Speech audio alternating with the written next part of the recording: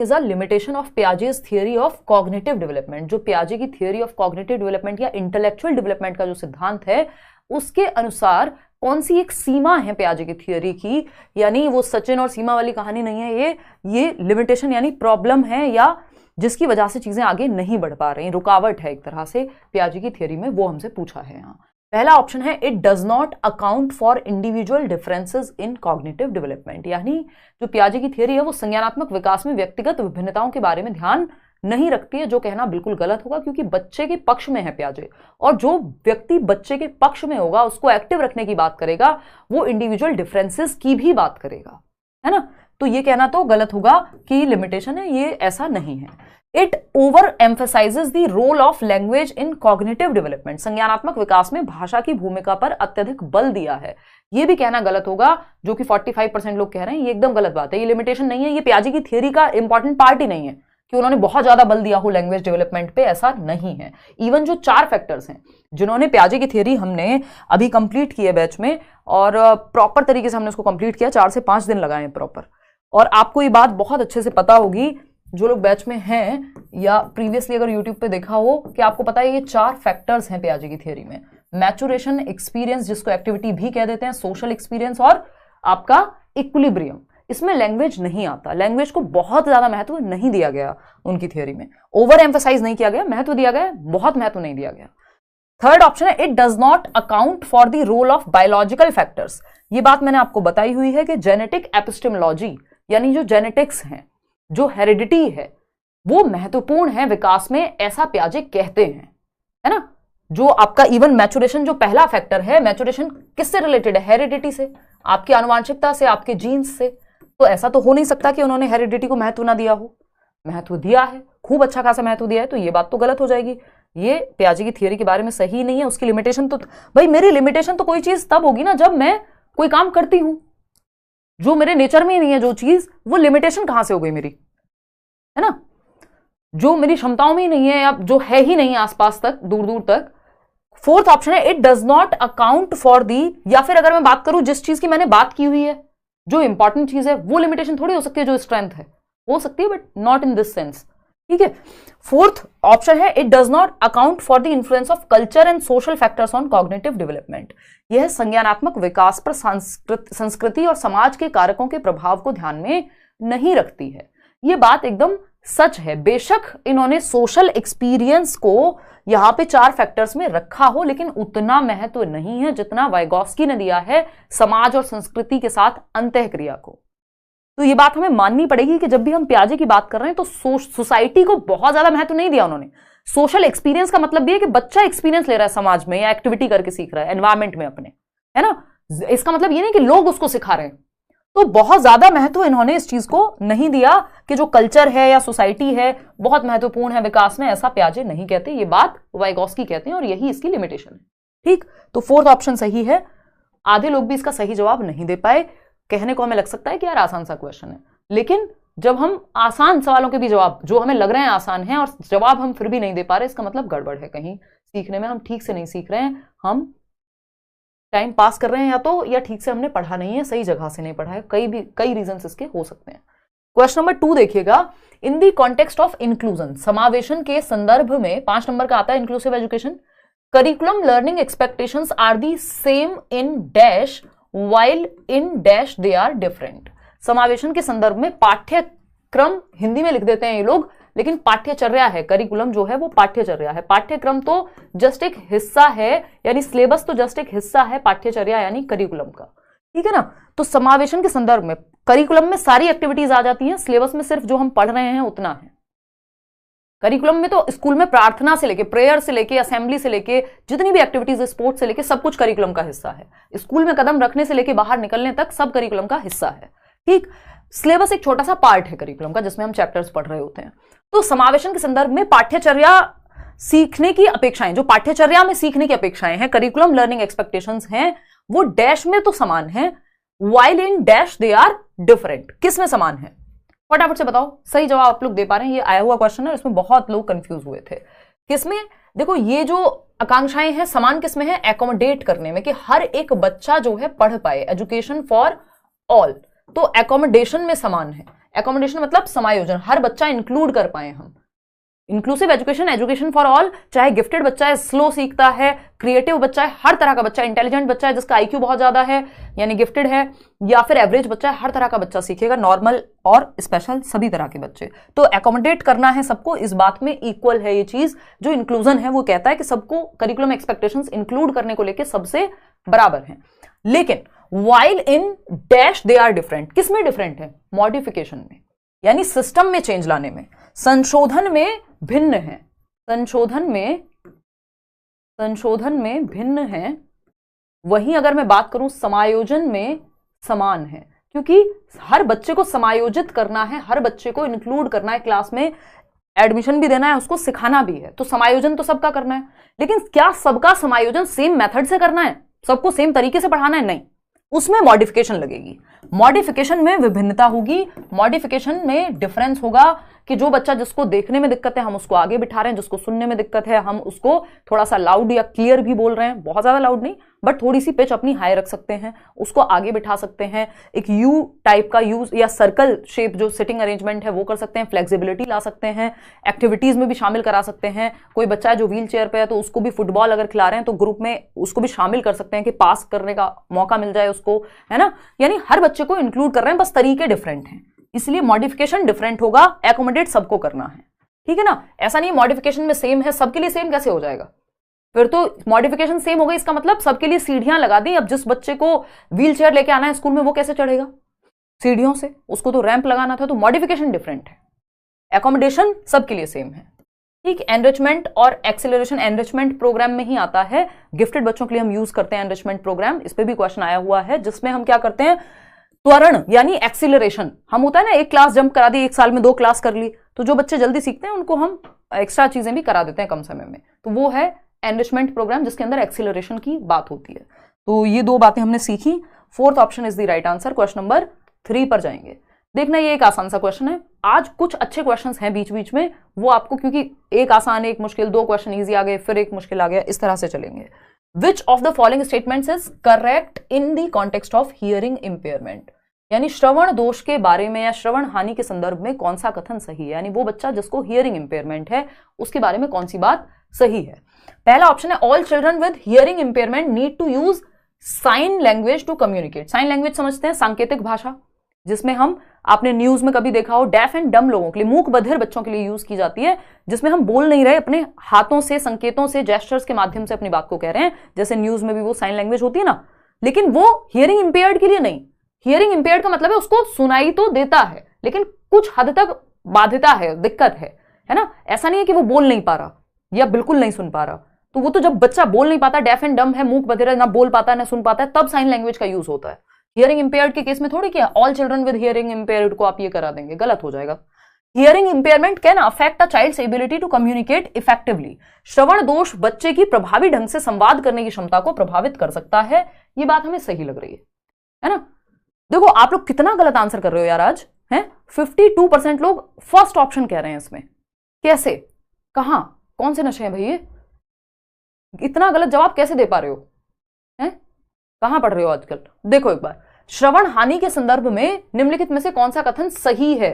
श्रवण बाधित सभी बच्चों को संवाद के लिए सांकेतिक भाषा का प्रयोग करना चाहिए। ये बेवकूफी हो जाएगी, मूक बधिर बच्चों के लिए होती है सांकेतिक भाषा, ना कि हियरिंग इंपेयर्ड के लिए, समझ रहे हो? तो क्यों करेंगे भाई साइन लैंग्वेज का यूज? साइन लैंग्वेज का यूज तो डेफ एंड डम के लिए, जो ना बोल सकता है ना सुन सकता है, उनके लिए हम जनरली करते हैं। हियरिंग इंपेयर्ड के लिए थोड़ी करेंगे कि सुनने में दिक्कत है। हियरिंग इंपेयर्ड के लिए तो बहुत सारे तरीके हैं, एक तो वो बोल सकता है, सुनने में तो दिक्कत है, दूसरा क्या है, मशीन्स का इस्तेमाल कर सकते हो जो हियरिंग एड आते हैं। थोड़ा अगर कम दिक्कत है सुनने में, मतलब पूरी तरह से गायब नहीं है जो सुनने की क्षमता है, तो आगे बिठा सकते हो, बहुत सारे तरीके हैं, ठीक। तो ये तो नहीं करेंगे कि सीधा साइन लैंग्वेज का यूज कर दो। बच्चे को, जो भी हियरिंग इंपेयर्ड बच्चा है, श्रवण दोष वाला बच्चा है, उसको प्रभावी ढंग से संवाद करने में, कम्युनिकेट करने में दिक्कत होगी, ये बात सच है। कम्युनिकेट करने में क्या, कम्युनिकेशन क्या है भाई? संचार क्या है? अपनी बात को कहना, दूसरे की बात को सुन के समझना और अपने विचार को विमर्श कर पाना, आदान प्रदान कर पाना विचारों का। अब अगर मान लीजिए मुझे सुनने में दिक्कत है तो मैं ठीक से सुन नहीं पाऊंगी। जैसे मैं अपनी नानी का बहुत बार एग्जाम्पल देती थी, अब तो वो रही नहीं, कि उनको सुनने में दिक्कत थी बहुत सालों से। तो हम मान लीजिए कहते कुछ हैं और वो सुनती कुछ थी, तो कम्युनिकेशन में दिक्कत होती थी। फोन पे तो स्पेशली कभी बात ठीक से हो ही नहीं पाती थी, है ना, क्योंकि उनको लाउड बोलना पड़ता था, फिर कई बार समझाने में टाइम लगता था। तो ये क्या है, भाई हियरिंग इंपेयरमेंट में कम्युनिकेशन में दिक्कत आएगी, क्योंकि अगर आप ठीक से सुन नहीं पा रहे हैं तो समझ नहीं पाएंगे, समझ नहीं पा रहे हैं तो बोलेंगे कुछ का कुछ, सामने वाला कुछ कह रहा है आप कुछ कहेंगे, समझ ही नहीं पाएंगे, तो कम्युनिकेशन में दिक्कत आएगी, ये बात बिल्कुल निश्चित है। फिर भी बाकी ऑप्शंस देखते हैं। Hearing impairment of a child can be reliably tested by making loud noises near the child. ये बेवकूफी है, ये आपको भटकाने के लिए ऑप्शन दिया गया है कि बच्चे के पास तेज आवाज करके बच्चे की सुनने की क्षमता का विश्वसनीय परीक्षण कर लो। भाई अगर हियरिंग इंपेयरमेंट है, उसको पहले ही दिक्कत है और आपने लाउड नॉइज डीजे बजा दो उसके कान पे, तो ये बेवकूफी है ना। बच्चों को प्रताड़ित थोड़ी करना है, उसको ह्यूमिलिएट थोड़ी करना है, तो ये गलत तरीका है। उसके अलग आप लैब में ले जाइए, डॉक्टर के पास ले जाइए, वहां पे वो जांच करेगा। ये थोड़ी डीजे बजा के चेक करो आवाज आ रही है कि नहीं है, जितनी आ रही होगी वो भी खराब हो जाए।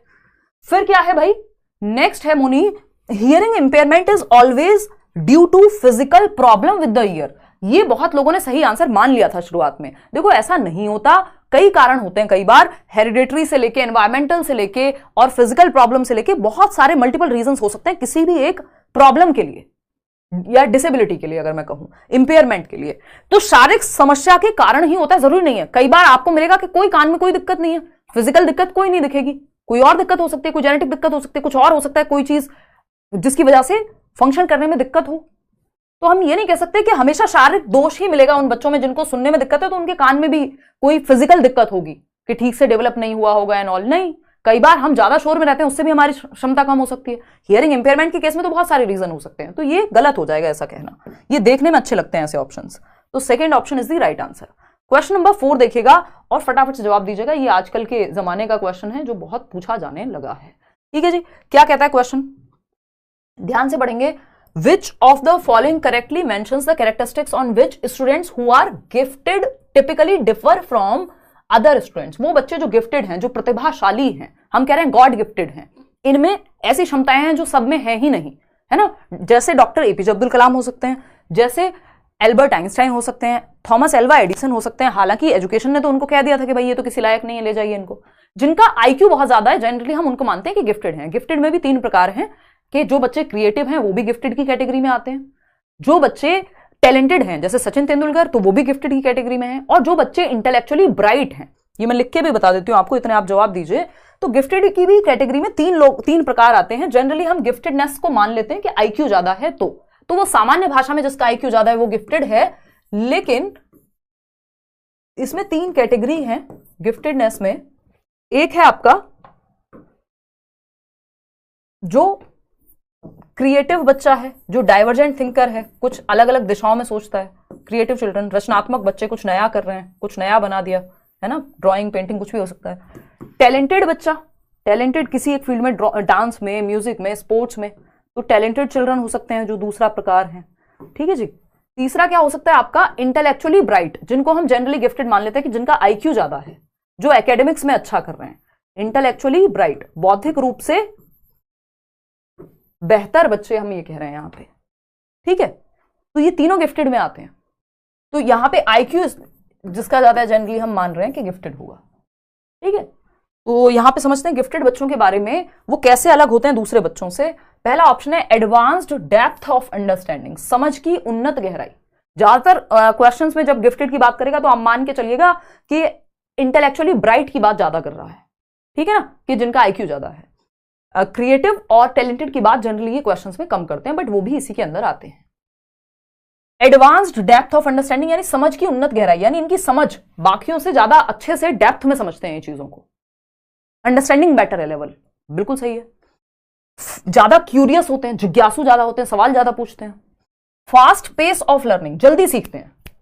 अगर किसी को 15 मिनट लग रहे हैं, ये 10 में सीख लेंगे, हो सकता है 5 में भी सीख लें, है ना। होते ना कुछ बच्चे क्लास में, इतने आप सवाल लिखना शुरू कर रहे हैं, ये कंप्लीट करके आंसर बता देंगे। तो fast pace of learning. Higher dependence on others for understanding, ये नहीं होता कि हायर डिपेंडेंस, दूसरों पर अत्यधिक निर्भरता नहीं होती सीखने के लिए। इनको सीखना है, कुछ भी करके सीख लेंगे, तो ऐसा नहीं, अत्यधिक निर्भरता है कि बिना ट्यूशन के पढ़ ही नहीं पा रहे हैं। फिर फोर्थ है रैपिड फिजिकल डेवलपमेंट। देखो इसकी भी कोई गारंटी नहीं होती कि फिजिकल डेवलपमेंट तीव्र शारीरिक विकास ही होगा। अगर हम स्टीफन हॉकिंग की बात कर लें तो क्या उनका शारीरिक विकास बहुत अच्छे से हुआ था? नहीं, है ना। तो जरूरी नहीं है कि हम ये कहें कि शारीरिक विकास बहुत तेजी से ही होगा इनका। तो फर्स्ट और सेकंड सही है, ए एंड बी, जो कि आप लोग सही जवाब दे भी रहे हैं।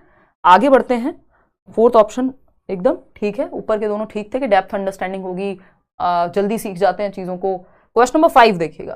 क्वेश्चन नंबर 5 है read the following statement and choose the correct answer. Assertion है कथन और रीजन है कारण। कथन क्या है? Every year Lata a class 7 teacher invites a female maths professor and a male nurse to her class to discuss careers in the fields. हर साल 7वीं कक्षा की एक टीचर है लता, ये पूछा जा चुका है क्वेश्चन, और वो क्या करती है? हर साल एक महिला गणित प्रोफेसर को बुलाती हैं। जैसे फॉर एग्जांपल, क्योंकि ये कहा जाता है कि गणित में महिलाएं कमजोर होती हैं, लड़कियां तो मैथ्स में कमजोर होती हैं, ये स्टीरियोटाइप है, ये कोई फैक्ट नहीं है, ये कोई साइंटिफिक डेटा नहीं है। इसके पीछे रीजंस हैं कि आपने मौके दिए कि नहीं, उनको वो माहौल मिला कि नहीं, और बहुत सारी चीजें हो सकती हैं, बट ये कोई फैक्ट नहीं है। अगर यही फैक्ट होता तो हम शकुंतला देवी की बात करते हैं, या और बहुत सारे मैथमेटिक्स में प्रोफेसर्स मिल जाएंगे तो जो फीमेल्स हैं।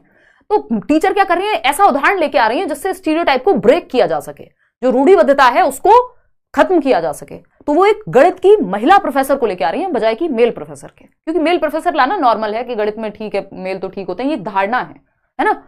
और एक पुरुष नर्स को इन क्षेत्रों में करियर पर चर्चा करने के लिए। अब जनरली हम देखते हैं नर्सेज के नाम पे हमारे दिमाग में क्या आता है? सिस्टर। मतलब हॉस्पिटल्स में अगर नर्सेज हैं तो हम कहते हैं कि सिस्टर ही होंगी, मतलब फीमेल ही होंगी, जो केयर का काम है वो फीमेल्स का काम है, ऐसा मान लिया जाता है। ये एक धारणा है, स्टीरियोटाइप है, रूढ़िबद्धता है। तो इसको भी चैलेंज करने के लिए वो एक मेल नर्स को लेके आ रहे हैं कि मेल्स में भी तो हो सकती है, सिर्फ मदर टेरेसा ही थोड़ी हो सकती है कि जो चाहे कि लोगों की सेवा करना, मेल्स में भी कोई हो सकता है जो केयरिंग हो, ठीक है ना। तो पुरुष नर्स, क्योंकि ये एक करियर है, इसको चूज किया जा सकता है। तो अगर हम बात करें तो करियर पे चर्चा करने के लिए इन्होंने ऑपोजिट एग्जाम्पल चूज किया जिससे चैलेंज किया जा सके स्टीरियोटाइप को। बात ठीक है, ट्रू है, करियर ऑप्शन डिस्कस कर सकते हैं।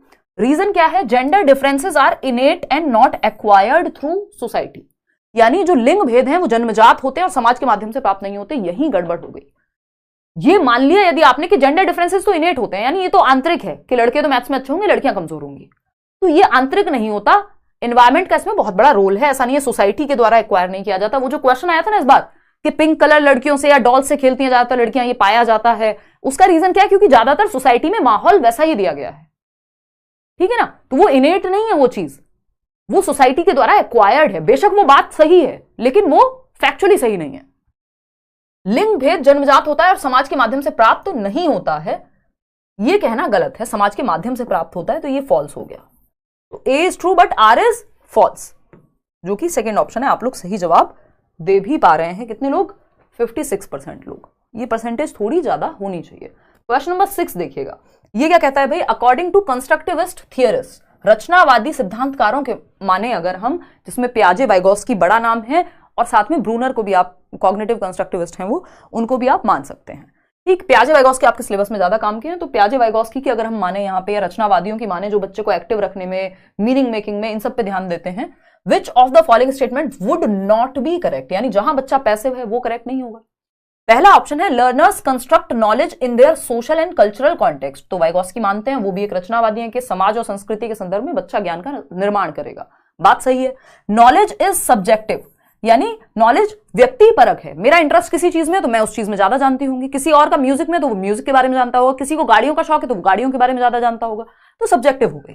ठीक, learners need to be extrinsically motivated to ensure effective learning. ये बात हम कर चुके हैं बैच में भी कि भाई जो कंस्ट्रक्टिविज्म है, पियाजे हैं, वाइगोस्की हैं, वो रिवॉर्ड पे, पनिशमेंट पे, रीइंफोर्समेंट पे, एक्सटर्नल मोटिवेशन पे कि नंबर्स की वजह से लालच में पढ़ लो, रिवॉर्ड के लिए पढ़ लो, इन सब की बात नहीं करेंगे। वो बच्चों को एक्टिव रखने की बात करेंगे, बिना रिवॉर्ड के, बिना पनिशमेंट के, बिना एक्सटर्नल मोटिवेशन के। वो इंट्रिंसिक मोटिवेशन को बढ़ावा देंगे बजाय कि एक्सटर्नल के, कि बाहर से लालच में पढ़ लो, कि साइकिल मिलेगी इसलिए पढ़ लो, नंबर 1 आओगे इसलिए पढ़ लो। इन सब पे ध्यान नहीं देते। रचनावादी ज्ञान की रचना पे फोकस करते हैं, बच्चे को एक्टिव रखने पे फोकस करते हैं। एक्सेलेंस के पीछे भागोगे तो क्या होगा? सक्सेस झक मार के पीछे आएगी। 3 इडियट्स का डायलॉग है, वो रचनावाद को सही तरीके से यहां पे जस्टिफाई करता है। उल्टा नहीं है इसका। प्लूरलिस्टिक होती है नॉलेज और मल्टीपल हो सकती है, हाँ बात सही है। तो यहां पे एक ही चीज गलत है, जो गलत है वही सही है, क्योंकि नॉट लिखा हुआ था, तो थर्ड ऑप्शन गलत था। क्वेश्चन नंबर 7 देखिएगा एक बार। What is the role of evidence in critical thinking? आलोचनात्मक चिंतन में, आलोचनात्मक चिंतन बहुत जरूरी है आजकल। नेशनल एजुकेशन पॉलिसी भी कह रही है, हालांकि पहले से एक क्वेश्चन आता रहा है सीटेट में, नेशनल एजुकेशन पॉलिसी के आने से पहले से आलोचनात्मक चिंतन पे एक क्वेश्चन आता रहा है।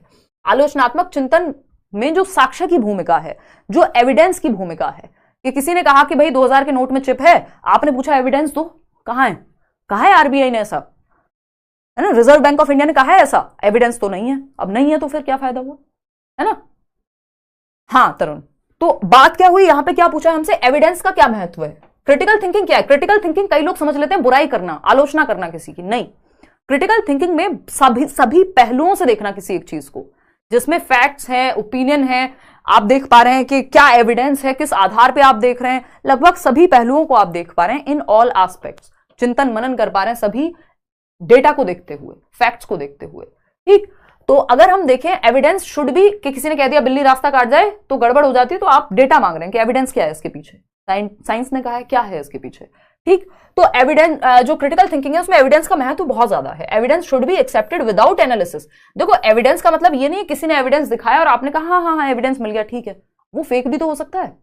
आजकल अगर हम देखते हैं इतने सारे जो हम स्टिंग ऑपरेशंस देखते हैं, या फिर बहुत सारी ऐसी चीजें इंटरनेट पे, फेक वीडियोस, डीप फेक का जमाना है आजकल, तो वो विदाउट एनालिसिस अगर आपने मान लिया कि ये हाँ इस व्यक्ति की ये वीडियो वायरल हुई है, इसी ने ऐसा कहा होगा, हो सकता है वो एआई से बना करके किसी ने दी हो, तो वो एविडेंस का एनालिसिस नहीं किया आपने, यानी आपने ये नहीं देखा ये फेक आईडी है कि असली आईडी है, ये लेट्स लर्न का कोई फैन चैनल है या लेट्स लर्न का जेन्युइन जब तक आप सोचेंगे नहीं, साक्ष्य के बिना विश्लेषण के अगर आपने स्वीकार कर लिया तो फिर क्रिटिकल थिंकिंग नहीं है, फिर तो वो क्रिटिकल थिंकिंग कहेगी नहीं जाएगी, क्योंकि वहां सही डेटा नहीं है। Evidence should be evaluated in a logical and systematic way. जो साक्ष्य हैं, जो एविडेंस हैं, जो साक्ष्य प्रेजेंट किए गए हैं, उनका मूल्यांकन तार्किक और व्यवस्थित तरीके से किया जाना चाहिए कि क्या ये सही है, क्या ये इमेज, अगर आप कोर्ट में भी कुछ पेश कर रहे हैं तो उसका भी एनालिसिस होगा प्रॉपर कि वो फेक तो नहीं है कोई चीज, क्या आपने अपनी तरफ से बना दी हो, क्रिएट कर दी हो। तो साक्ष्यों का मूल्यांकन जो है वो लॉजिकल और सिस्टमैटिक वे में किया जाना चाहिए, ये बात तो सही है। एविडेंस इज इररेलेवेंट, इररेलेवेंट नहीं हो सकता, रेलेवेंट है, इग्नोर नहीं कर सकते हम, शुड बी इग्नोर्ड नहीं, should not be ignored, it is significant, important, महत्वपूर्ण है जो साक्ष्य है, बस एनालिसिस करना है प्रॉपर उसका कि वो सही भी है या नहीं। क्वेश्चन नंबर 8 देखिएगा, थोड़े से लेंदी है क्वेश्चन, लेंदी ही पूछे जाते हैं पेपर में। क्वेश्चन नंबर 8 देखिएगा, असर्शन क्या है इसमें, जीन पियाजे and Lev Vygotsky differ in their perspective on the influence of language on cognitive development in children. Jean पियाजे और लेव वाइगोस्की जो हैं वो बच्चों में रचनात्मक संज्ञानात्मक विकास पर भाषा के प्रभाव पर अपने दृष्टिकोण में भिन्न है। यानी वाइगोस्की कहते हैं language is the greatest tool, यानी भाषा जो है एक सबसे बड़ा यंत्र है जिसके माध्यम से संज्ञानात्मक विकास हो सकता है। पियाजे कहना है संज्ञानात्मक विकास से भाषा कई बार डेवलप हो रही होती है।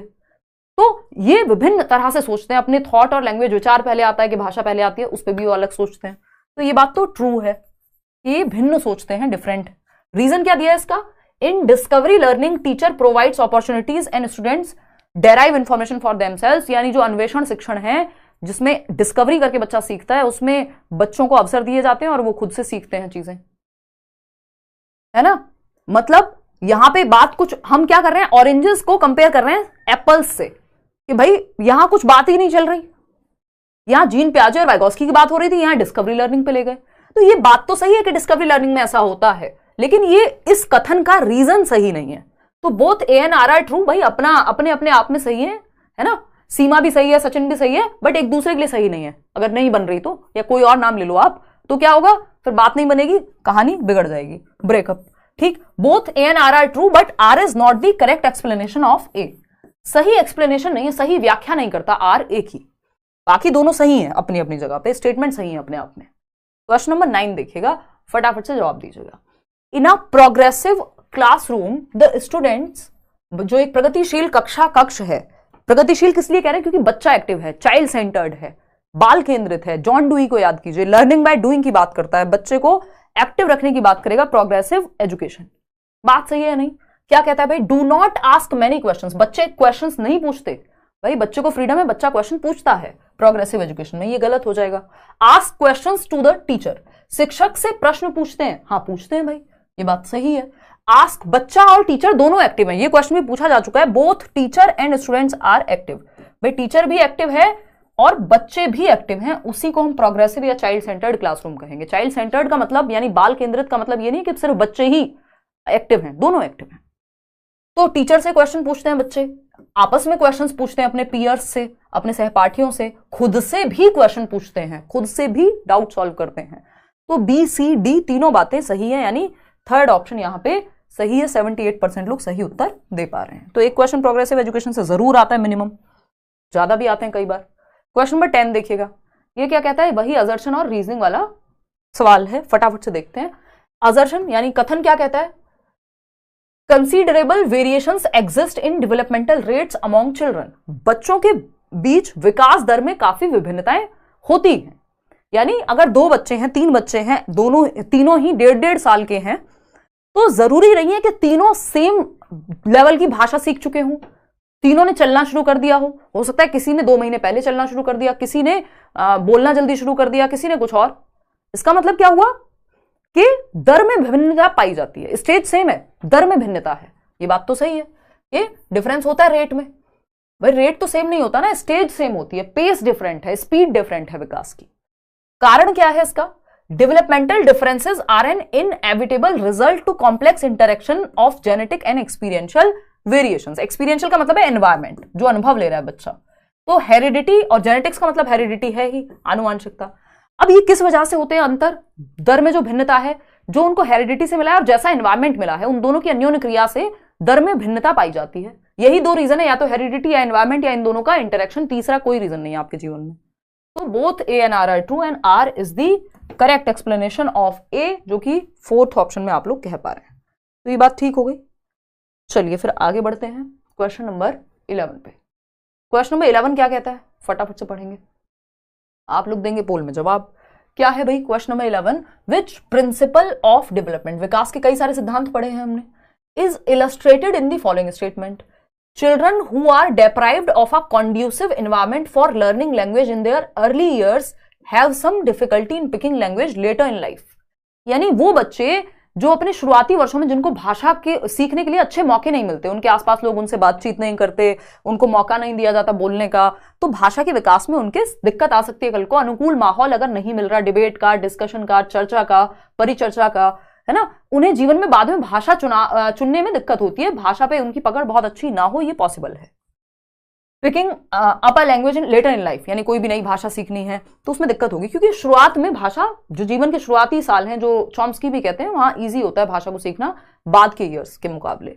Language and cognition are completely interrelated. देखो यहाँ लैंग्वेज और कॉग्निशन की बात नहीं हो रही है, यहाँ एनवायरमेंट की बात हो रही है कि सही एनवायरमेंट मिला है कि नहीं, है ना। Development of language is totally dependent on genetics, ऐसा नहीं है, एनवायरमेंट का अच्छा खासा रोल होता है भाषा के विकास में।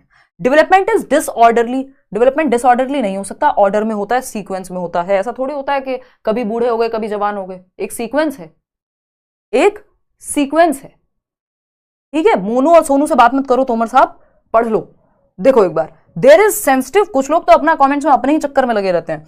There is sensitive period of language development, there is sensitive period for language development, या there is sensitive period of language development। भाषा विकास के लिए एक संवेदनशील काल है, जब सही माहौल यदि मिले तो बहुत अच्छे से बच्चा भाषा सीख जाएगा। तो भाषा के विकास का संवेदनशील काल होता है जो अर्ली चाइल्डहुड ही होता है, जो शुरुआत के 6 साल हैं आपके जीवन के, वो बहुत महत्वपूर्ण है भाषा विकास की दृष्टि से, जो क्रिटिकल है। तो इसलिए 4th ऑप्शन, बाद में दिक्कत होगी यदि ये शुरुआत के 6 साल में अच्छा माहौल नहीं मिला, या 10-12 साल तक मैक्स टू मैक्स। जो लैंग्वेज एक्विजिशन डिवाइस है वो भी इन्हीं सालों में सबसे ज्यादा एक्टिव होता है नॉम चॉम्स्की के अनुसार। क्वेश्चन नंबर 12 देखना, what does inclusive education entail, भाई 5 नंबर का है समावेशी शिक्षा, क्वेश्चंस भी ज्यादा होने चाहिए एक सेट में। तो समावेशी शिक्षा का तात्पर्य क्या है, पहला ऑप्शन है सेग्रीगेशन, जहां सेग्रीगेशन दिख जाए इसका मतलब समावेशी शिक्षा के अगेंस्ट है ये बात।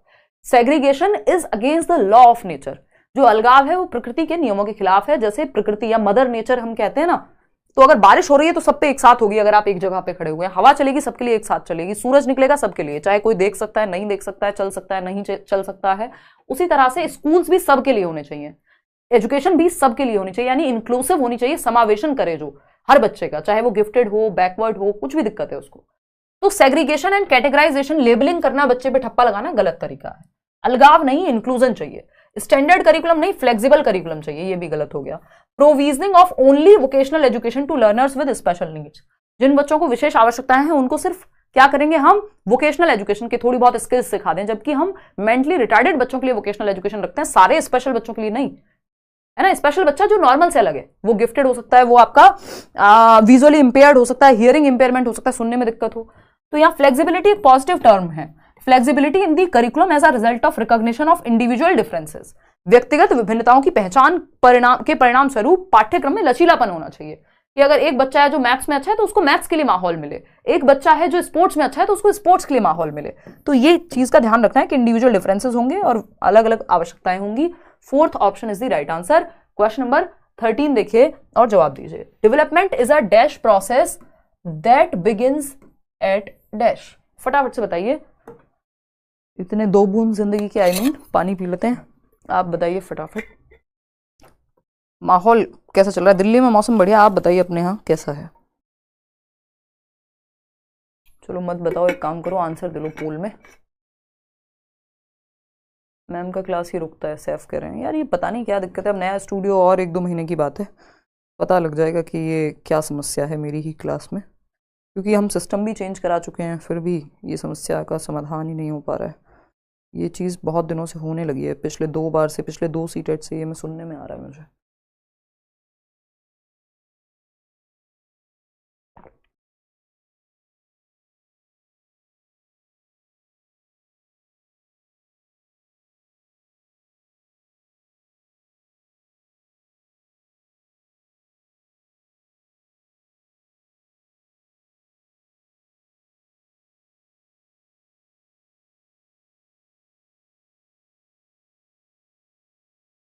सेवेंटी 70% लोग ए ऑप्शन बता रहे हैं। फटाफट से देख लेते हैं कहानी है क्या। देखिएगा, अगर मैं बात करूं, यहां पूछा है डेवलपमेंट डैश है, विकास एक डैश प्रक्रिया है जो कब से शुरू होती है, तो आपको पता है गर्भाधान से शुरू हो जाती है, कॉन्सेप्शन से, है ना, माँ के गर्भ से, वूम्ब से शुरू हो जाती है और टूम्ब तक चलती है। Development is a continuous life long process. हाँ लाइफ लॉन्ग है, कॉन्टिन्यूअस चलती है, जीवन पर्यंत चलेगी, ठीक है ना। और at the time of conception, गर्भ धारण के समय पे, जब जाइगोट फॉर्मेशन से ही शुरू हो जाएगी, जन्म से नहीं, जन्म से पहले से, गर्भ से ही शुरू हो जाएगी। लेकिन सिर्फ चाइल्डहुड में चलती है ये कहना गलत होगा, ये गलत हो जाएगा। तो सिर्फ फर्स्ट ऑप्शन ही यहाँ सही बचता है। आसान सा सवाल है। क्वेश्चन नंबर 14 देखिएगा फटाफट से, क्या कहता है भाई क्वेश्चन नंबर 14? देखते हैं, समझते हैं, फिर आगे बढ़ेंगे। जवाब दीजिए फटाफट। क्वेश्चन नंबर 14 कहता है, कथन है, a child has to have some neuromotor maturation. एक बच्चे को गेंद पकड़ना सीखने के लिए has to have some neuromotor maturation before she learns to catch a ball. एक बच्ची को या एक बच्चे को यदि बॉल को, गेंद को पकड़ना सीखना है तो उससे पहले कुछ न्यूरोमोटर परिपक्वता होनी चाहिए। न्यूरोमोटर क्या है कि तांत्रिक जो क्षमता है और गतिक क्षमता है वो दोनों मैच करें, कि बॉल किस गति से आ रही है उस गति से आपके जो मोटर एक्टिविटीज हैं और जो ब्रेन है दोनों साथ में मिलकर काम कर पाए, इस लेवल की मैच्योरिटी आनी चाहिए। अगर आप 3 महीने के बच्चे को बॉल फेंकेंगे तो वो उसके फेस में ही लगेगी या उसको चोट ही लग जाएगी, वो पकड़ तो पाएगा नहीं, क्योंकि वो अभी मैच्योर नहीं है उस चीज के लिए, उसका न्यूरोमोटर मैचुरेशन हुआ नहीं है, उतना हेरिडिटी से उसकी क्षमता आई नहीं है कि वो अभी सही से रिस्पॉन्स दे पाए उस चीज का। तो ये बात तो सही है, ट्रू है ये बात। रीजन क्या है इसका? Learning is dependent upon development, यानी जो लर्निंग है, सीखना विकास पर निर्भर करता है। भाई मैचुरेशन क्या है? डेवलपमेंटल प्रोसेस है, हालांकि लर्निंग भी एक डेवलपमेंटल प्रोसेस है, विकासात्मक प्रक्रिया है। तो लर्निंग डेवलपमेंट पे डिपेंड करती है। हाँ इस केस में तो है, यदि डेवलपमेंट नहीं होगा, अगर बच्चे में न्यूरोमोटर मैचुरेशन आई ही नहीं है, उसके हाथ पैर आंखें, उसका दिमाग का वो कनेक्शन, न्यूरोमोटर डेवलपमेंट बना ही नहीं है, गति और दिमाग का कनेक्शन साथ में हुआ ही नहीं है, तो आप उसको नहीं सिखा सकते बॉल पकड़ना। 3 महीने के बच्चे को गेंद पकड़ना नहीं सिखा सकते आप। इसका सिंपल उदाहरण यही है। तो सिखाने के लिए भी, लर्निंग के लिए भी एक सर्टेन लेवल ऑफ डेवलपमेंट होना चाहिए। ये बात एकदम सही है और मैचुरेशन पे ट्रेनिंग का बहुत ज्यादा प्रभाव नहीं पड़ता। तो दोनों ही बातें सही है। ए इज करेक्ट एंड जो एक्सप्लेनेशन है आर वो भी सही है इसकी। क्वेश्चन नंबर 15 देखिएगा। इस तरह का क्वेश्चन इस बार भी पूछा हुआ था, बहुत बार पूछा जा चुका है कि सोशलाइजेशन कैसी प्रोसेस है, सिंपल है या complex. Socialization is a dash process in which connections among various agencies of socialization are. Agencies of socialization कौन सी होती हैं भाई? फैमिली हो गई, एजेंट्स यानी वाहक, जहां से बच्चा सोशलाइजेशन क्या है, समाज में रहने के तौर तरीके, नियम कायदे कानून सीखेगा। स्कूल में एक तरह से बिहेव करते हैं, मंदिर में जाते हैं अलग तरह के कपड़े पहनते हैं, दुनिया भर की चीजें, जो भी कहां के क्या क्या रूल्स हैं। फैमिली है ना, फैमिली। अब कई लोग कहेंगे आप तो खुद पूजा में ब्लैक कपड़े पहन जाते हो, बताया था यार इसका रीजन, है ना, भावनाएं अच्छी होनी चाहिए। इधर आ जाओ वापस, उसमें रेड और व्हाइट भी था। देखो एक बार, फैमिली, मजाक कर रही हूँ, इधर आ जाओ, बहुत सीरियस बात नहीं करेंगे। फैमिली और क्या है? स्कूल भी एक, सोसाइटी आपकी जो नेबरहुड है आसपास, मास मीडिया जो चैनल्स आप देख रहे हैं आजकल, इंस्टाग्राम और फेसबुक और यूट्यूब पे आप किन लोगों को फॉलो कर रहे हैं वो भी आपका सामाजिकरण कर रहे हैं।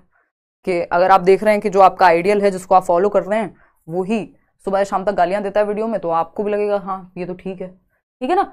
तो सामाजिकरण एक डैश प्रक्रिया है। क्या सरल है? नहीं, सिंपल नहीं है। कोई भी प्रोसेस सिंपल नहीं है, चाहे वो लर्निंग हो, डेवलपमेंट हो, सोशलाइजेशन हो, ये सब कॉम्प्लेक्स प्रोसेसेस हैं, जटिल हैं, इतना आसान नहीं है। समाज भी बदलता है समय के साथ, आप भी बदलते हैं, कुछ चीजें सही हो जाती हैं, कहीं पे कुछ गलत हो जाती है, इतना जटिल सिस्टम है समाज का। तो सामाजिकरण या कोई भी प्रक्रिया कॉम्प्लेक्स ही होती है। और जो ये एजेंसीज हैं कि family, school, society, mass media, इनके सबके बीच में इंटरेक्शन या कनेक्शन होना जरूरी है, इंपॉर्टेंट है। तो दोनों ही बातें सही हो गई। ठीक है जी, क्लियर है बात? चलिए खैर आगे बढ़ते हैं 16 नंबर क्वेश्चन पे, देखिएगा फटाफट से। Children in dash stage can solve concrete problems, कैसी मूर्त समस्याएं, इन अ लॉजिकल फैशन, लॉजिक के साथ, but have difficulty thinking hypothetically. अब ये वर्ड आ जाए हाइपोथेटिकली, एब्स्ट्रैक्ट थिंकिंग, इसका मतलब अभी कहां नहीं पहुंचा, बच्चों को दिक्कत हो रही है हाइपोथेटिकल थिंकिंग में, कॉन्क्रीट प्रॉब्लम वो सॉल्व कर लेता है मूर्त। जिन्होंने आज ही प्याजे हमने खत्म किया बैच में, आपको पता होगा, तो ये क्या है, कॉन्क्रीट ऑपरेशनल स्टेज है। क्योंकि हाइपोथेटिकल थिंकिंग में दिक्कत होगी, लेकिन लॉजिक आ जाएगा कॉन्क्रीट चीजों के बारे में, जिनको देखा जा सकता है, जिनको टच किया जा सकता है, फील किया जा सकता है। 7 से 11 वर्ष की अवस्था, ये हाइपोथेटिकल थिंकिंग आएगी फॉर्मल ऑपरेशन में। ठीक है ना। सीसीएस आता है इसमें, कॉन्क्रीट ऑपरेशन में, क्लासिफिकेशन, कंजर्वेशन और सीरिएशन। ठीक, आगे बढ़ते हैं। क्वेश्चन नंबर 17, पहली बार लॉजिक आता है उन चीजों के प्रति जिनको आप देख सकते हैं, फील कर सकते हैं। नेक्स्ट क्वेश्चन देखना एक बार। नेक्स्ट क्वेश्चन है, अकॉर्डिंग टू जीन पियाजे चिल्ड्रन लर्न मीनिंगफुली, अर्थपूर्ण ढंग से, जीवन से जोड़ के कब सीखेंगे बच्चे पियाजे के अनुसार? जब वो एक्टिव होंगे। पियाजे तो एक्टिव रखने की बात करते हैं, कंडीशनिंग की बात पियाजे क्यों करेंगे? कंडीशनिंग आदत डलवाना है, 2 एकम 2, 2 दूनी 4, क्यों होता है किसी को नहीं पता, बस होता है ना। When offered rewards की बात पियाजे नहीं करेंगे, कंडीशनिंग की बात नहीं करेंगे, क्लियरली आपको बताया हुआ है। When adults take control and provide explanation, control की बात भी पियाजे नहीं करेंगे। Through self initiated activity and discovery, बच्चा स्वतंत्र है और खुद से गतिविधि करके सीख रहा है, बच्चा एक्टिव है, लिटिल साइंटिस्ट है, नन्हा वैज्ञानिक है, ज्ञान का सक्रिय निर्माता है, एक्टिव कंस्ट्रक्टर ऑफ नॉलेज है। ये सब बातें पियाजे कहते हैं। इनसे पहले लोग बच्चों को उतना एक्टिव नहीं मानते थे जितना पियाजे ने माना। क्वेश्चन नंबर 18 है, which of the following statements is not correct, सही नहीं है, about Piaget's proposal about sequence of stages. अच्छा क्वेश्चन है कि जो पियाजे ने स्टेजेस का क्रम दिया है उसके बारे में कौन सी एक बात सही नहीं है। पियाजे ने 4 स्टेजेस दिए, हम सबको पता है, SPCF। इस क्रम के बारे में कौन सी एक बात सही नहीं है, फटाफट से बताओ। All aspects of cognitive change in an integrated fashion following a similar course, ये जो भी विकास के, संज्ञानात्मक विकास के सभी पहलू, यानी जो कॉग्निटिव डेवलपमेंट है आपका, वो इंटीग्रेटेड फैशन में, यानी आपस में जुड़े हुए हैं, चाहे वो थिंकिंग है, रीजनिंग है, प्रॉब्लम सॉल्विंग है, लैंग्वेज है, सब आपस में जुड़े हुए हैं और एक सिमिलर पैटर्न फॉलो करेंगे। हाँ, तभी तो स्टेजेस दिए हैं कि इस स्टेज में ये, इसमें ये। स्टेजेस कैन बी स्किप्ड, ये कहना गलत होगा। स्टेजेस को स्किप नहीं किया जा सकता, यही बात गलत है। चरणों को छोड़ा नहीं जा सकता। ऐसा नहीं हो सकता सेंसरी मोटर से सीधा कॉन्क्रीट पे पहुंच जाए, पहली से सीधा 3rd स्टेज पे पहुंच जाए बच्चा, ऐसा नहीं हो सकता। फर्स्ट के बाद 2nd, फिर 3rd, फिर 4th। ठीक। Stages occur in a fixed order, हाँ ये यूनिवर्सल है, स्टेजेस पूरी दुनिया में फिक्स मैनर में चलेंगी। जन्म से 2 वर्ष सेंसरी मोटर, फिर आपका 2 से 7 जो है प्री ऑपरेशनल, जिसको पूर्व संक्रियात्मक कह रहे हैं, फिर कॉन्क्रीट ऑपरेशनल, मूर्त संक्रियात्मक 7 से 11, फिर औपचारिक संक्रियात्मक यानी फॉर्मल ऑपरेशनल 11 से 15। ये फिक्स्ड है स्टेज का जो ऑर्डर है। स्टेजेस आर यूनिवर्सल, हाँ सार्वभौमिक है, पूरी दुनिया के बच्चों पे यही लागू होंगी, चाहे वो अमेरिका का बच्चा हो, यूरोप का बच्चा हो, पाकिस्तान का बच्चा हो, भारत का बच्चा हो, अफगानिस्तान का बच्चा हो, सबके लिए स्टेजेस सेम रहेंगी पियाजे की। ऐसा नहीं है स्विट्जरलैंड के लिए अलग दे दी हो और भारत के लिए अलग दे दी हो, यही 4 स्टेज हैं, दुनिया में कहीं चले जाओ।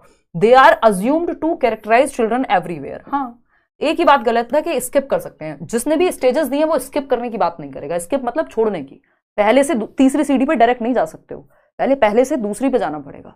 जिसकी भी स्टेज है, चाहे वो अब्राहम मैस्लो की हायरार्की हो नीड्स की, चाहे वो कोलबर्ग की स्टेज हो, कोई भी व्यक्ति यदि स्टेज देने की बात कर रहा है तो उसने वो सीक्वेंस बनाया ही इसलिए, मजाक के लिए थोड़ी बनाया कि 1st से 3rd पे चले जाओ डायरेक्ट, फिर वो 2nd को बनाता ही क्यों। To encourage critical thinking a teacher should, आलोचनात्मक चिंतन को बढ़ावा देने के लिए टीचर को क्या करना चाहिए?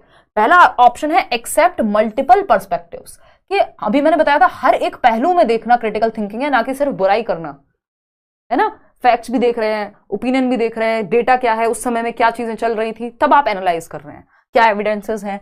डिस्करेज डिस्कशन, डिस्कशन को, चर्चा को डिस्करेज करके कभी क्रिटिकल थिंकिंग नहीं हो सकती। लोग सालों साल कुछ डिबेट्स चलती हैं, तब जाके एक कंक्लूजन पे पहुंचते हैं, कई बार कंक्लूजन पे भी नहीं पहुंच पाते हैं क्रिटिकल थिंकिंग में। बी इनटॉलरेंट टू डिसेंट, यानी अगर कोई आपसे असहमत है तो तलवार निकालो गर्दन उड़ा दो, ये नहीं होता क्रिटिकल थिंकिंग, है ना। आप दूसरे के जो अगर पक्ष है किसी और का जिससे आप असहमत हैं उसको भी आप सुन पाते हैं, या फिर ऐसा नहीं है कि टॉलरेंट नहीं है, मुक्का नहीं मार देंगे सीधा कि भाई तुम्हारी बात से मैं सहमत नहीं हूं, ऐसे कैसे कह दोगे। और लोग तरह तरह के हैं, लोग इंटरनेट पे देखो आप, एक से एक खतरनाक लोग हैं, है ना, फिर तो वो लोग तो जी ही ना पाते। Emphasize convergent thinking, convergent thinking को बढ़ावा देना नहीं, डाइवर्जेंट थिंकिंग। कन्वर्जेंट थिंकिंग तो एक सोच पे लेके आती है, एक पॉइंट पे, जबकि डाइवर्जेंट मल्टीपल पर्सपेक्टिव में लेके जाएगी। कन्वर्जेंट थिंकिंग है 4 ऑप्शन है, एक चूज कर लो बस, इससे कोई अलग अलग दिशाओं में सोच ही नहीं पाएगा। तो एक्सेप्ट मल्टीपल पर्सपेक्टिव, अनेक दृष्टिकोणों को स्वीकार करने से क्या होगा, आलोचनात्मक चिंतन को बढ़ावा देगा, बढ़ावा मिलेगा। ठीक है, चलो भाई आ जाओ फटाफट से नेक्स्ट क्वेश्चन पे चलते हैं। नेक्स्ट क्वेश्चन क्या है, क्वेश्चन नंबर 20, 20वां सवाल फटाफट से जवाब देंगे पोल में। कहता है कि inclusion as a philosophy and practice is situated in the context of diversity. भाई जब हम बात करते हैं समावेशी शिक्षा के बारे में तो एक दर्शन पे आधारित है, डाइवर्सिटी के प्रिंसिपल पे, यूनिटी इन डाइवर्सिटी हम कहते हैं ना, हमारा संविधान भी बात करता है कि मतलब हम विभिन्नता में एकता की बात करते हैं कि सारे बच्चे एक जैसे नहीं हो सकते, विभिन्न बच्चे होंगे और उनको एक साथ एक छत के नीचे आप रेगुलर स्कूल में सिखा रहे हैं। तो इसके अंदर क्या किस तरह की डाइवर्सिटी है, भाषा को लेके, हाँ भाषा को लेके भी, लिंग्विस्टिक डाइवर्सिटी भी है, जेंडर को लेके भी, हाँ अलग अलग जेंडर के लोग पढ़ सकते हैं एक क्लास में, सोशियो कल्चरल डाइवर्सिटी, अलग अलग समाज और संस्कृति के बच्चे पढ़ सकते हैं, एबिलिटी एंड डिसेबिलिटी, आपको लग सकता है एक बच्चा बहुत गिफ्टेड है, दूसरा बच्चा हो सकता है उस क्षेत्र में अच्छा ना करे, डिसेबल हो, कोई और समस्या हो, वो भी पढ़ सकता है। तो हर तरह के बच्चे को एक छत के नीचे डाइवर्सिटी का ध्यान रखते हुए शिक्षा आप दे रहे हैं। 4th ऑप्शन यहाँ सिंपल, सरल, सुंदर, सस्ता, टिकाऊ आंसर है। 80% लोग सही जवाब दे रहे हैं। क्वेश्चन नंबर 21 देखिएगा, 21वां सवाल, ये क्या कहता है भाई, फटाफट से देखेंगे। Which of the following is not an effective pedagogical strategy to cater to students from disadvantaged background. यानी आपकी कक्षा में कुछ बच्चे ऐसे होंगे जो अलाभान्वित वर्ग से आ रहे होंगे या वंचित समूह से आ रहे होंगे, चाहे वो बच्चे हो सकते हैं जिनके जो हाशिए पर हैं किसी भी आधार पे, जैसे उनकी आर्थिक स्थिति बहुत खराब है, जैसे तैसे वजीफा लेके पढ़ रहे हैं किसी भी तरह से, तो आर्थिक रूप से बहुत कमजोर हो सकते हैं। समाज ने उन्हें जाति या समुदाय के आधार पर अलग थलग किया हुआ हो, है ना।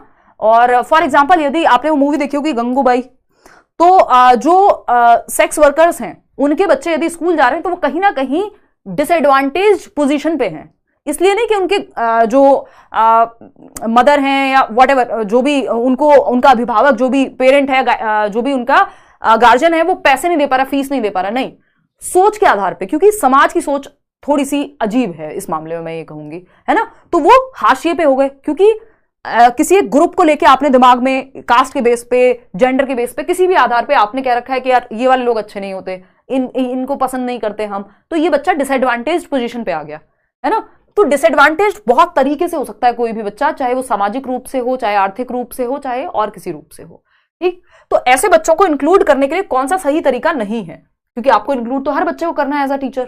पहला ऑप्शन है link learning activities with the social and cultural environment of the students, यानी जो शिक्षण की गतिविधियां हैं वो बच्चे के सामाजिक सांस्कृतिक परिप्रेक्ष्य से, उसकी भाषा से जोड़ दीजिए। ये तो अच्छी बात है, ये तो सही तरीका है, हमें गलत चाहिए, नॉट लिखा हुआ है। Dismiss expression in local language, कि बच्चा यदि अपनी भाषा में, स्थानीय भाषा में अपने आप को अभिव्यक्त करता है तो आप उसको खारिज कर देंगे, आप कहेंगे यहां सिर्फ इंग्लिश बोली जाती है इस स्कूल में, आप अपनी भाषा में बात नहीं कर सकते, तो भाषा के आधार पर डिसएडवांटेज्ड हो गया बच्चा, तो ऐसा करना गुनाह हो जाएगा, यानी नॉट, ये सही नहीं है, और जो सही नहीं है वही सही है क्योंकि पूछा ही गलत था, तो जो गलत है वही सही हो गया, नॉट लिखा हुआ था। फिर भी बाकी ऑप्शन पढ़ लेते हैं। Make it compulsory for them to take tuitions at home, ये भी गलत है यार, गलत तो ये भी है कि आप ये कंपलसरी कर देंगे कि उनको ट्यूशन लेना ही है घर पे। Focus on reproduction of school knowledge as it through repeated practice, कि बार बार प्रैक्टिस करा के, ये भी गलत है, तो गलत तो ये भी है, गलत ये भी है, और गलत तो ये भी है, तो इसका मतलब फिर ये क्वेश्चन ही गलत हो गया, यहां पे नॉट नहीं होगा फिर, है ना। इसमें फ्री का नंबर मिला होगा जरूर, नॉट नहीं होगा, क्वेश्चन में नॉट नहीं होगा। रणनीति है तो रणनीति तो फिर एक ही है कि जो भी एक्टिविटीज आप करा रहे हैं वो उसकी संस्कृति और उसके समाज से जोड़ दीजिए बच्चे की, तो फिर क्योंकि नॉट में तो ये तीनों ऑप्शन गलत ही हैं, एक ही सही है, तो फिर नॉट नहीं होगा ऑप्शन में। सिंपल आंसर है, फर्स्ट के साथ हम जाएंगे, नॉट हटा देंगे इसमें से। ठीक। क्वेश्चन नंबर 22 देखिएगा, 22वां सवाल, थोड़े लेंथी क्वेश्चंस हैं आज। क्वेश्चन नंबर 22 कहता है, कथन क्या है, while teaching problem solving teachers should discourage the children to think about their own thinking and focusing on how to learn.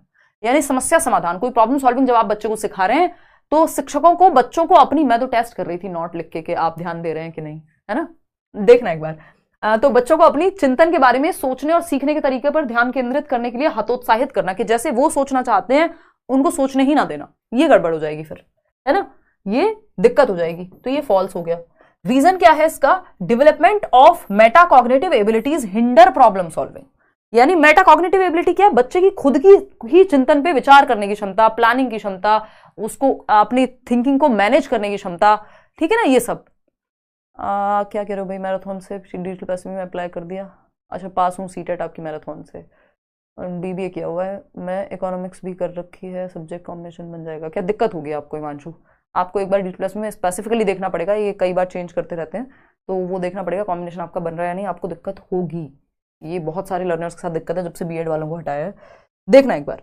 तो मास्टर्स किया है, क्या किया है, वो एग्जैक्ट आप बताएंगे तो मैं बता पाऊंगी। Development of metacognitive abilities hinder problem solving, ऐसा नहीं है, मेटाकॉग्निटिव एबिलिटीज तो प्रॉब्लम सॉल्विंग को बढ़ावा देती हैं, तो ये दोनों ही गलत है ना।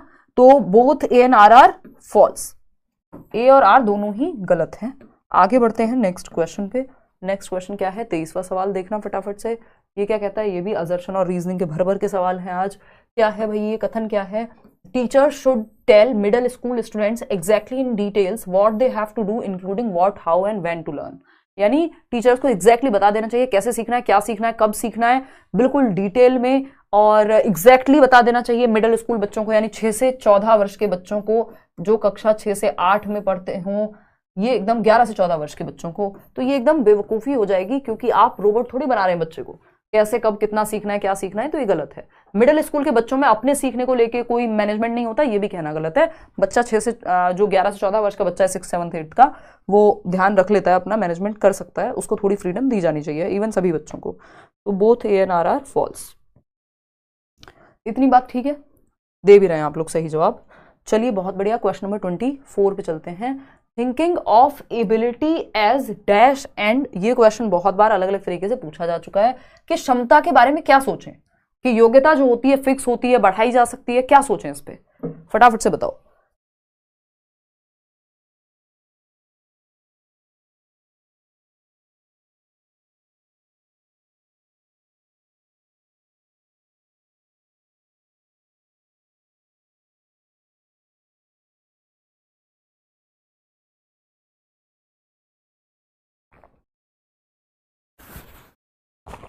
देखना भाई, question number 24, thinking of ability, यानी एबिलिटी फिक्स होती है, यानी क्षमता जो है बच्चे में वो फिक्स होगी, फिक्स नहीं मानना आपको। थिंकिंग ऑफ एबिलिटी एज क्या, इंक्रीमेंटल, कि बढ़ाया जा सकता है क्षमता को, यदि आप सीखेंगे तो आपकी क्षमता बढ़ जाएगी, निश्चित बात है ये।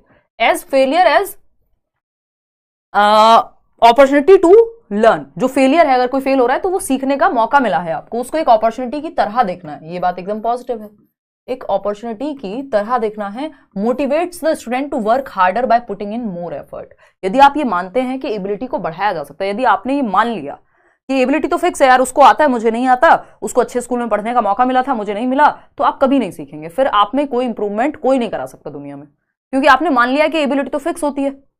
जबकि आपको 50 एग्जाम्पल ऐसे मिल जाएंगे जो आपसे खराब स्थिति से निकले होंगे और आपसे बेहतर कर रहे होंगे। इसमें यह नहीं है कि आपको कंपैरिजन ही करना है, बट आप सही चीजें सीख तो सकते हैं ना उस चीज में। तो अगर हम देखें यहां पे, तो एबिलिटी को इंक्रीमेंटल मानना कि एबिलिटी को बढ़ाया जा सकता है, और अगर आप फेलियर आपके सामने आ रहा है तो वो अपॉर्चुनिटी है कुछ सीखने की। अगर बच्चा ये सोचेगा तो वो बेहतर तरीके से एफर्ट पुट करेगा, मेहनत करेगा, जिससे रिजल्ट क्या होगा, बेहतर ही होगा। ठीक है ना, तो ये बात क्लियर है। और 20 नंबर का ही आता है, अभी तो बहुत समय है सारे का, आप उदय सर का सहारा लो इसमें, या आसपास कोई दोस्त हो तो मैथ्स 20 नंबर का ही आता है। इंपॉर्टेंट टॉपिक तो कर ही लो, 8, 10, 12 नंबर के, बिना उसके काम चलेगा नहीं, जिस तरह की मेरिट आजकल हाई जाती है ना। तो फिक्स नहीं मानेंगे एबिलिटी को कभी भी, और ह्यूमिलिएटिंग नहीं है फेलियर कि बहुत बुरा हो गया अगर आप फेल हो गए, तो ये अपॉर्चुनिटी टू लर्न होनी चाहिए कि कुछ तो गड़बड़ हुई है जिसको ठीक करना है। ठीक, तो 4th option is the right answer. आगे बढ़ेंगे क्वेश्चन नंबर 25 पे। क्वेश्चन नंबर 25 देखिएगा, फटाफट से जवाब दीजिएगा। विच of the following factors influence learning, कौन सा एक फैक्टर है जो लर्निंग को प्रभावित करेगा, वो पॉजिटिवली भी कर सकता है, नेगेटिवली भी। पहला ऑप्शन है socio cultural context of student, बच्चा जिस समाज जिस संस्कृति से आता है अधिगम उससे प्रभावित करेगा, बिल्कुल सही बात है। कुछ चीजें वो सीखेगा, कुछ चीजें ऑलरेडी जानता होगा।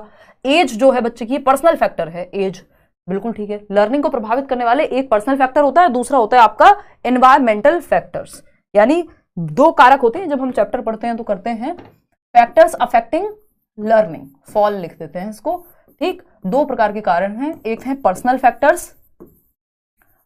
फैक्टर्स और एनवायरमेंटल ईएफ लिख देती हूँ, वातावरणिक कारक, यानी जो वातावरण के कारक हैं। पर्सनल फैक्टर क्या हो सकते हैं, आपकी एज, आपका आईक्यू या इंटेलिजेंस का जो लेवल है, ठीक है ना, इंटेलिजेंस बच्चे का, उसका मोटिवेशन का क्या लेवल है, वो मोटिवेटेड है भी या सीखने के लिए या ऐसे ही काम चलेगा। तो लेवल ऑफ मोटिवेशन, एप्टीट्यूड, किसी चीज को सीखने की क्षमता है भी या नहीं, है ना। लेवल ऑफ इंटेलिजेंस या लेवल ऑफ मोटिवेशन कि अगर मोटिवेटेड ही नहीं है तो कोई नहीं सिखा पाएगा। अगर हम बात कर रहे हैं एनवायरमेंटल फैक्टर्स की, तो इसमें टीचर्स के जो मेथड्स हैं, टीचिंग मेथड्स आ जाएंगे, है ना। न्यूट्रिशन कैसा है, स्कूल में एनवायरमेंट कैसा है, वो आ जाएगा, ठीक है। या समाज और संस्कृति से जिस तरह की वो आ रहा है वो आ जाएगा, ठीक है। तो ये दो तरह के फैक्टर होते हैं। तो एज यहाँ पे पर्सनल और उसमें ये नहीं पूछा, बट ये फैक्टर है। Pedagogical strategies to teach a concept, ये क्या है, एनवायरमेंटल फैक्टर है कि किस तरह के मेथड से पढ़ाया जा रहा है, पेडागोजी क्या है टीचर्स की। Teachers believe about the students ability, teachers क्या मानते हैं कि बच्चे में क्षमता है कि नहीं। देखो टीचर की एक्सपेक्टेशन बच्चे से, बच्चे की लर्निंग को प्रभावित करती है, ये बात हमें मानना पड़ेगा। अगर टीचर कहता है नहीं बेटा तुम कर लोगे, थोड़ी सी मेहनत करो, तो अगर उसको लगता है नहीं मेरे टीचर को मेरे पे विश्वास है तो वो मेहनत करेगा, और आपने कहते नहीं तुमसे तो कुछ नहीं हो पाएगा, तो ये क्या है, ये भी प्रभावित करेगा बच्चे की लर्निंग को। बहुत ही 100 में से एक कोई बच्चा होगा जो कहेगा कि टीचर ने कह दिया कि नहीं होगा तो अब तो करके दिखाऊंगा, अदरवाइज 99 को नेगेटिवली ही प्रभावित करेगा, ठीक है ना। तो ये भी एनवायरमेंटल फैक्टर है लेकिन इंपॉर्टेंट है। तो चारों ही फैक्टर्स, इसमें एज को छोड़ के ये पर्सनल था, लेकिन चारों फैक्टर्स सही हैं जो लर्निंग को प्रभावित करेंगे, बच्चे के सीखने को प्रभावित करेंगे, ठीक है। आगे बढ़े भाई, अगर हम देखें पॉजिटिवली और नेगेटिवली कैसे, अगर लैंग्वेज सीखनी है और एज कम है बच्चे की, उसके लिए पॉजिटिव फैक्टर हो गया, है ना। हालांकि ये नहीं है कि एज ज्यादा हो गई तो फिर सीख ही नहीं पाएगा, बट डिफिकल्टी आ सकती है। क्वेश्चन नंबर 26 देखिएगा, 4 सवाल और हैं आपके सामने, फटाफट से जवाब दीजिएगा पोल में। कोशिश ये है कि मेरी एक्चुअली बैच में क्लास होती है तो जल्दी क्लास ले पाना थोड़ा सा मुश्किल हो जाता है, बट कोशिश रहेगी कि 9 बजे शुरू कर पाए। देखना एक बार,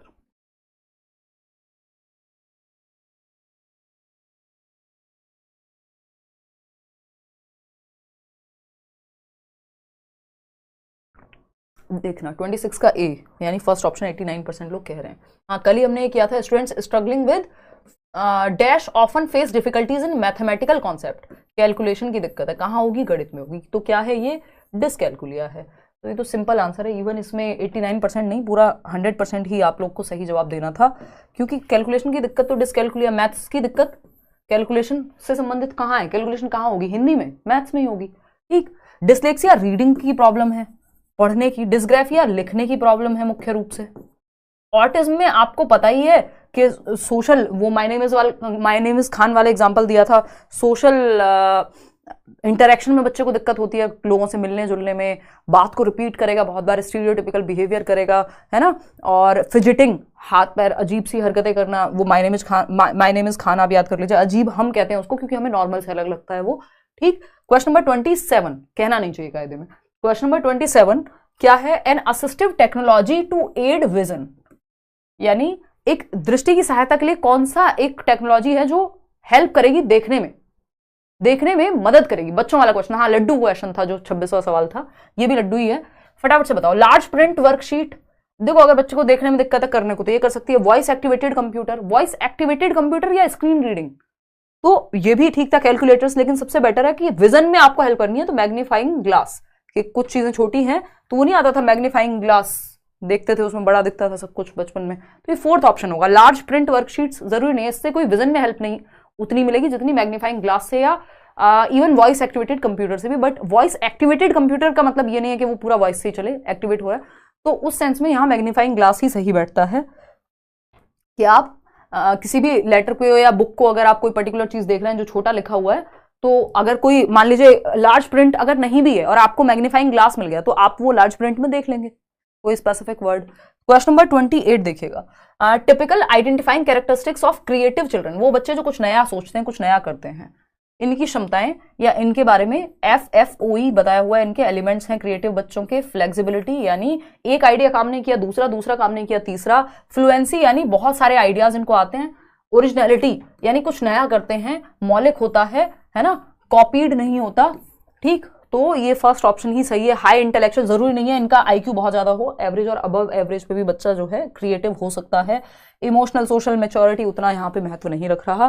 preference for simple task and low risk taking, convergent नहीं, रिजिड नहीं, फ्लेक्सिबल और डाइवर्जेंट थिंकिंग चाहिए, तो फर्स्ट ऑप्शन ही सही है। क्वेश्चन नंबर 29 देखिएगा, ये है आपका सेकंड लास्ट क्वेश्चन आज के लिए। Multiple ways of representation are of importance for successful implementation of UDL, universal design of learning, या multiple ways of action, multiple ways of engagement, या मल्टीपल वेज ऑफ लेबलिंग। देखो labelling तो होगा नहीं, बच्चे पे ठप्पा लगाना, तुम बहुत होशियार हो, तुम बहुत कमजोर हो, ये होता है वो तो। सीखने के लिए universal design of learning, universal design of learning क्या होता है?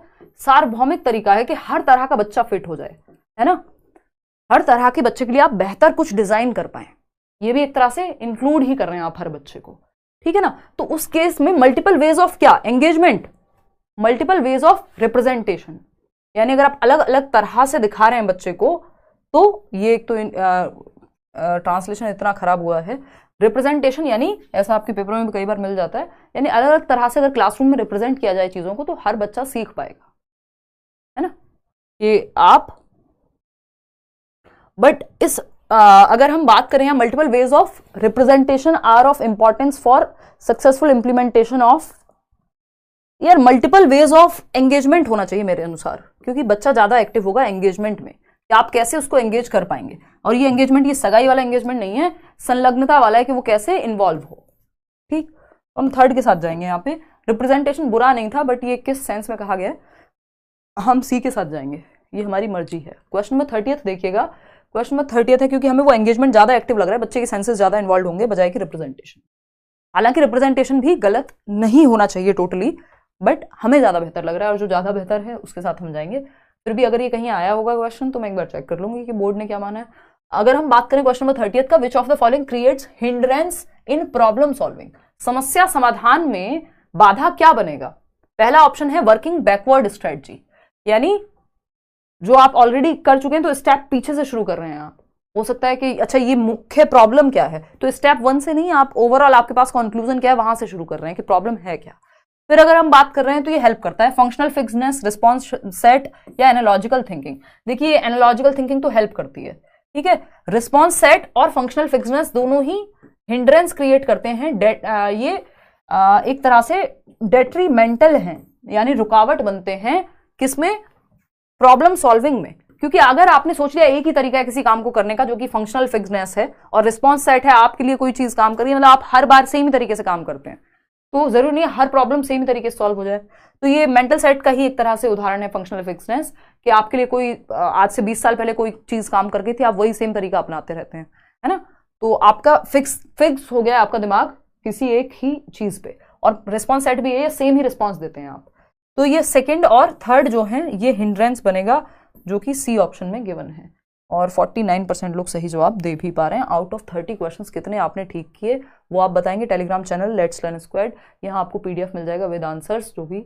और सीटेट का बैच में अगर आप एनरोल होना चाहते हैं, करियरविल ऐप डाउनलोड कर लेंगे और एनरोल कर लेंगे अपने आप को, और वेबसाइट से खरीदेगा ताकि आपको डिस्काउंट मिल जाए careerwheel.com से। लाइक शेयर सब्सक्राइब आप कर दीजिएगा। होपफुली आपको ये सेशन पसंद आया होगा। आउट ऑफ 30 कितने ठीक हुए ये भी आपको बता के जाना है कमेंट्स सेक्शन में।